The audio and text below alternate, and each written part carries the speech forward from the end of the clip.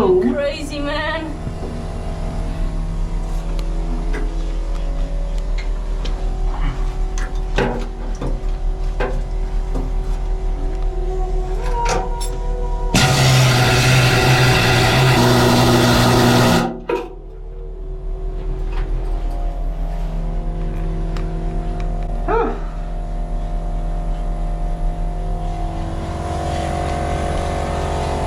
He's really doing the hard, crazy job today.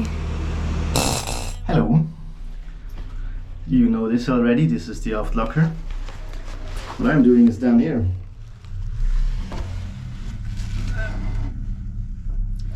This box that you can see there. And that you can see now. This box is the skeg and the tube is the rudder. And both have rust on. And here on the wall as well. This is where we hammered out the tar, and now I'm hammering out the rust, and then we're measuring the thickness and hopefully do not need to weld.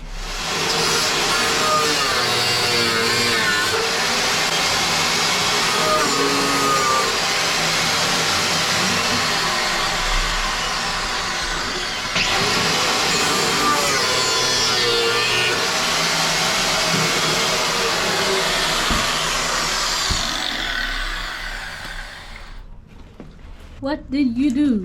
What did you destroy? Hopefully nothing. But there is a part in here that half a connection part for a pipe. Kind of if you have a pipe and you use these two clamps, so only one clamp. Behind the clamp is rust and the clamp needs to go. That is the piece that Robert cut out. Yeah. Half. I think this was the emergency steering that was attached there. So it's important, no? Are you sure that you cut out the right thing? That it was there to cut out? Yeah. Okay. Well, it was not doing anything right now. Well, it's also the steering is also not in now. No? Yeah, but this is next to the steering, not on the steering. This is not doing anything. Yeah. So flex goes out. And Telco wheel goes in. The rust buster. And this is the distinct sound of the Telco wheel. You can't see much for the sound experience. I'm on the hunt for tools because additionally to all the tools that I have already used in the aft locker, I need more. So I have used a pneumatic tool, the needle gun. I have used the vacuum to clean up that stuff. I have used the angle grinder with a cutting disc to cut off some stuff. I have used a power drill with a, it's called Terco wheel, which is kind of a sandblasting type of, it's not sandblasting, but it mimics sandblasting. It's a rotating wheel that takes off rust and sand. But because some parts are hard to reach, I am now climbing down into the boat to get the good old hammer and chisel. It's actually the perfect job for you as our little gear slut, as you are. Well, yes. Righty-o. Back in the aft locker. All clean now. Well, clean. I went over all parts again with the wire brush, and now it's time for the moment of truth. I have a very special tool here that I'm very fond of. Some other people don't like it because they think it's useless, but I think it's great. And it's this. This is a ultrasonic thickness meter.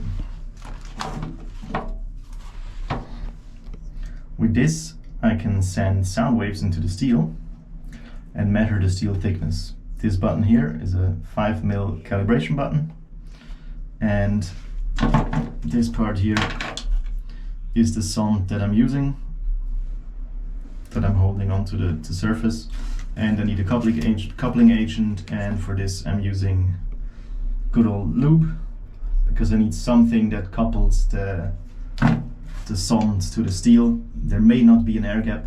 I'm using a water-based coupling agent because I can just wipe it off afterwards instead of a oil-based, which also is possible, and sometimes I think some people prefer it. But with an oil-based, I'm making oil spots on the bare steel and I would like to paint it afterwards, and I cannot have oil on the steel. So with water it's easier to wash off. So what I'm doing now is I'm measuring a couple of the surfaces down here, because some of them look extremely rusty. I hope I got most of the rust off now. I've been down here a couple of times. I could spend more time, but at one point one also has to say, okay, this is enough. We're measuring, then we're deciding if we do need to cut and weld or if we can just paint it, because there is plenty of other jobs to do. Let's measure. Let's see, measure the calibration thing. 4.9 millimeters, and to recalibrate. Now we're going to just press it on a few spots and see how thick the steel still is. And we're expecting 4. I'm measuring 4. Very good. We're measuring 5. That's not good. That means I have air gaps.